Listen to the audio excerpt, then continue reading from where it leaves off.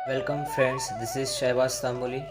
आज हम हमारे ऑफ द ब्रेन प्लानिंग कैसे करते हैं वो सीखने जा रहे हैं। सबसे पहले हमने पेशेंट को पोजीशन दिया है, हेड फर्स्ट सुपाइन और लेज़र बीम जो है वो ग्लैबुला पे रखी है।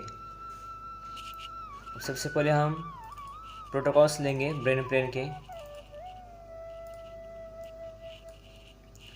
और स्टार्ट स्कैन करेंगे। Confirm and proceed. अब आप देख सकते हैं ब्रेन प्लेन में कौन से सीक्वेंस लिए जाते हैं। सबसे पहले सर्वे को ही लोकलाइज़र या स्काउट कहते हैं। उसके बाद diffusion weighted imaging, flair axial, GRA axial, T2 weighted axial, T1 weighted axial, T2 weighted core और T1 वेटेड सैज। अब ये देखिए सर्वे रन हो चुका है और सर्वे आ चुका है। सर्वे या लोकलाइजर या स्काउट कह सकते हैं। इसमें 3 ओरिएंटेशन में इमेजेस आते हैं, सैज, कोर और एक्सियल। सबसे पहले हम डिफ्यूजन की प्लानिंग करेंगे। डिफ्यूजन की जो प्लानिंग है, अब आप देख सकते हैं डिफ्यूजन की जो प्लानिंग है वो बाकी सीक्वेंस से अलग होती है। इसकी प्लानिंग जो है glabella to foramen magnum, glabella to foramen magnum, इसे हमें पैरेलल करना चाहिए। बिकॉज डिफ्यूजन में जो है एयरबोर्न इंटरफेस आर्टिफैक्ट्स आ जाते हैं, इसलिए हमें डिफ्यूजन की जो प्लानिंग है वो ग्लैबुला टू फोरामेन करनी हो। अगर हम ऐसे करेंगे डिफ्यूजन की प्लानिंग तो उसमें एयरबोर्न इंटरफेस आर्टिफैक्ट्स आ जाएंगे, एयरबोर्न इंटरफेस आर्टिफैक्ट्स। इसलिए हमें ऐसे न करके इसको एंगल देना है, ग्लैबुला टू फोरामेन मैग्नम ऐसे पैरेलल करके इसको प्लानिंग करना है।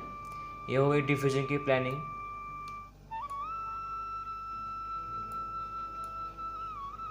और एक्सेप्ट। अब डिफ्यूजन रन हो चुका है, बाद में हम फ्लेयर एक्सियल की प्लानिंग करेंगे। फ्लेयर एक्सियल की जो प्लानिंग है आप देख सकते हैं, जो कॉर्पस कैलोजम है, जेन्यू और स्प्लेनियम, इसके जो कॉर्पस कैलोजम के जो पार्ट है इसको हमें पैरेलल करना है। तो इस तरह से हम फ्लेयर एक्सियल की प्लानिंग करेंगे, parallel to genu and splenium of the corpus callosum.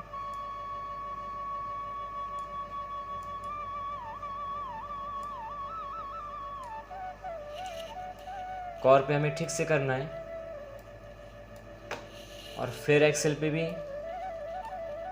ठीक से एंगल करना है, ताकि जो एक्सियल आने वाली सीक्वेंस है, इमेजेस है, वो रोटेट होके ना आए, सही एंगल में आए। फ्लेयर एक्सियल की प्लानिंग हो चुके हैं, इसको एक्सेप्ट करेंगे हम। अब देखिए जैसे उसे एक्सेप्ट किया, GRA axial, T2 weighted axial और T1 वेटेड एक्सियल, इसकी प्लानिंग ऑटोमेटिकली एग्जैक्ट कॉपी हो चुके हैं। हमें उसके दोबारा कॉपी प्लानिंग करने की ज़रूरत नहीं है, वो कॉपी ऑटोमेटिकली हो चुके हैं। अब हम T2 वेटेड कोर की प्लानिंग करेंगे। इसकी जो प्लानिंग है, जो ब्रेन स्टेम है, इसको हमें पैरेलल करना है। कोर की प्लानिंग सैच पे करेंगे, पैरेलल टू ब्रेन स्टेम, ऐसे कोर पे भी ठीक से बॉक्स आएगा। और जो एक्सियल इमेज है हमारी सर्वे की, उस पर परपेंडिकुलर टू मिड लाइन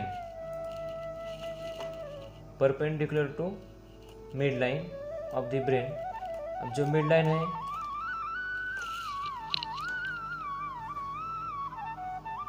अब ये जो है ये mid line of the brain, उसको ठीक से परपेंडिकुलर करना है हमें, इस तरह से।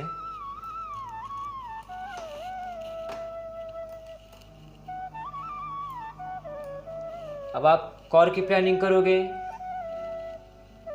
अगर आप कोर की प्लानिंग करोगे तो कोर पे बॉक्स आएगा। अगर आप सैच की प्लानिंग करोगे तो सैच पे ही बॉक्स आएगा। अब देखिए हमने कॉर की प्लानिंग की, इसलिए कॉर पे बॉक्स आया।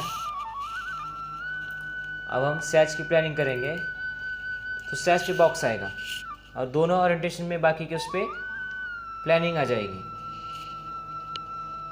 अभी ये देखिए, इसको जो है ठीक से हम रोटेट करेंगे एंगल, बिकॉज सही से आना चाहिए सैच। अब सैच की जो प्लानिंग है वो एक्सेल इमेज पे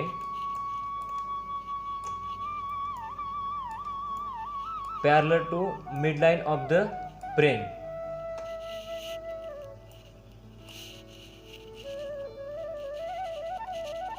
आप देख सकते हैं मिड लाइन,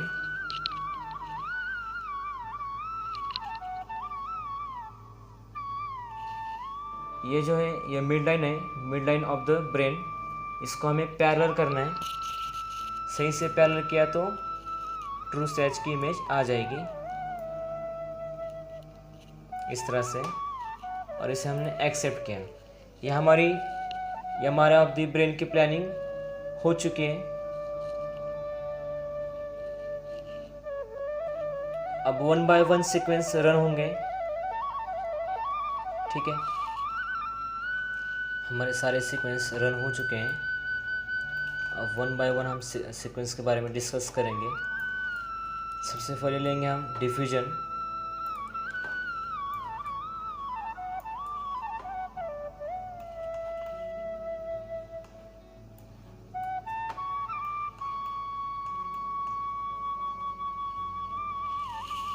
आप देख सकते हैं ये जो सीक्वेंस है ये डिफ्यूजन है, डिफ्यूजन वेटेड इमेजिंग। और ये जो है सीक्वेंस है ये एडीसी सीक्वेंस है, अपेरेंट कोएफिशिएंट डिफ्यूजन, मतलब एडीसी मैप होती है वो। मेनली डिफ्यूजन सीक्वेंस जो है, अगर पेशेंट को इन्फार्क्ट है, एक्यूट, सब एक्यूट या क्रोनिक, वो अच्छी तरह से डिफ्यूजन पे दिखता है। अगर पेशेंट को इन्फार्क्ट होगा तो रिस्ट्रिक्टेड डिफ्यूजन होके डिफ्यूजन सीक्वेंस पे ब्राइट सिग्नल दिखेंगे हमको, और एडीसी मैप पे डार्क सिग्नल दिखेंगे। इसके बाद में हम फ्लूइड सीक्वेंस लेंगे, फ्लूइड एटेन्यूएटेड इन्वर्जन रिकवरी। ये भी सीक्वेंस एक टिट्यूएटेड सीक्वेंस ही है, बट फ्लेयर सीक्वेंस में जो CSF है इसको सप्रेस किया है, मतलब डार्क किया है। अगर पेरीवेंट्रिकुलर कुछ पैथोलॉजी होती है पेशेंट को, तो टिट्यूएटेड सीक्वेंस पे हमें समझ नहीं आएगा कितनी है, क्या है उसका।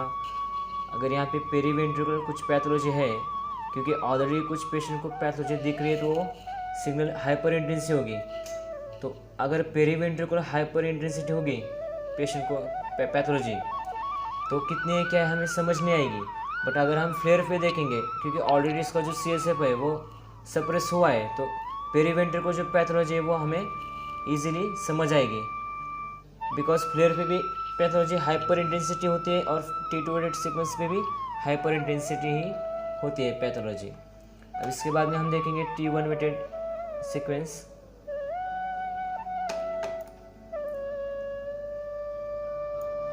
और ये जो सीक्वेंस है ये GRE सीक्वेंस है, ग्रेडियंट रिकॉल इको, इसे स्वेन भी कहते हैं। ये सीक्वेंस मेनली हेमोरेजिक कंटेंट देखने के लिए ली जाती है। अगर पेशेंट को हेमोरेजिक स्ट्रोक है तो GRE सीक्वेंस का इम्पोर्टेंट बहुत है, उस पर हमें डार्क सिग्नल मिलेंगे GRE पे, तो वो हेमोरेज हो जाएगा। अब हम टिट्यूएटेड सीक्वेंस और T1 वेटेड सीक्वेंस के बारे में डिफ्रेंशिएशन करेंगे। अब जो टिट्यूएटेड सीक्वेंस है इसके अंदर जो मसल्स हैं वो मसल्स डार्क ग्रे होते हैं, और T1 वेटेड सीक्वेंस पे जो मसल्स हैं वो ग्रे होते हैं। अब देखिए T2 वेटेड सीक्वेंस पे अगर हम देखेंगे वाइट मैटर तो वो डार्क ग्रे है, जो ये वाइट मैटर है वो डार्क ग्रे है, बट T1 वेटेड सीक्वेंस पे वो वाइट है। और ग्रे मैटर जो है T1 वेटेड सीक्वेंस पे ग्रे ही दिखते हैं आपको, और T2 वेटेड सीक्वेंस पे जो ग्रे मैटर है वो ग्रे दिखेंगे सेम। और जो मेन डिफ्रेंशिएशन है दोनों सीक्वेंस के बीच में का, वो है फ्लूइड। T2 वेटेड सीक्वेंस में जो फ्लूइड है वो ब्राइट दिखता है, और T1 वेटेड सीक्वेंस पे वो फ्लूइड डार्क दिखता है। फैट दोनों में सेम ब्राइट दिखता है, और जो एयर है वो T2 वेटेड सीक्वेंस पे भी डार्क दिखते हैं, और T1 वेटेड सीक्वेंस पे भी डार्क दिखते हैं एयर। अब ये देखिए T2 वेटेड कोर और T1 वेटेड सैज। ये जो है कॉर्पस कैलोजम है, जेन्यू और स्प्लेनियम, एंटीरियर एंड पोस्टीरियर पार्ट है वो कॉर्पस कैलोजम के, और ये T2 वेटेड कोर है। अब हम एनाटॉमी के बारे में थोड़ा डिस्कस करते हैं। ये जो आप देख रहे हैं ये फ्रंटल साइनस है, फ्रंटल साइनस। जैसा आपको पता था T2 वेटेड सीक्वेंस में जो वाइट मैटर है वो डार्क ग्रे है, ये वाइट मैटर, और जो ग्रे मैटर है वो ग्रे है, ब्राइट ग्रे है। उसके साथ ही ये जो वेंट्रिकल्स में CSF है वो ब्राइट है, ये वेंट्रिकल्स हैं ब्रेन में के।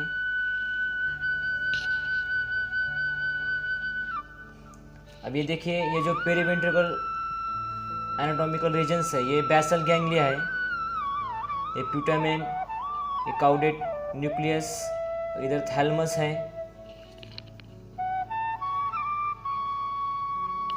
ये स्ट्रेट साइनस, ये सुपीरियर सैजिटल साइनस है।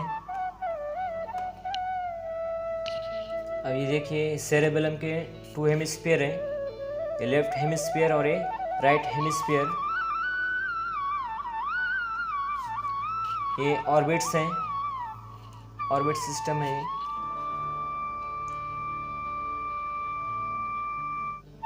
और ये जो दिख रहा है ये कॉक्लिया है।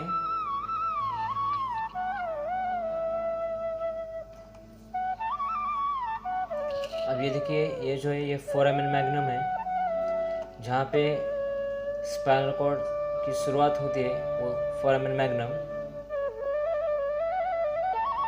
अब ये मेडुला ऑब्लिंगेटा, ये सेरेबेलम के हेमिस्फीयर है, ये लेफ्ट और ये राइट। ये पॉन्स,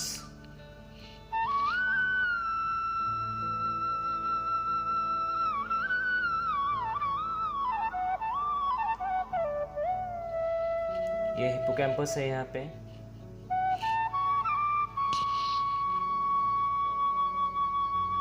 और ये ऑप्टिक नर्व है,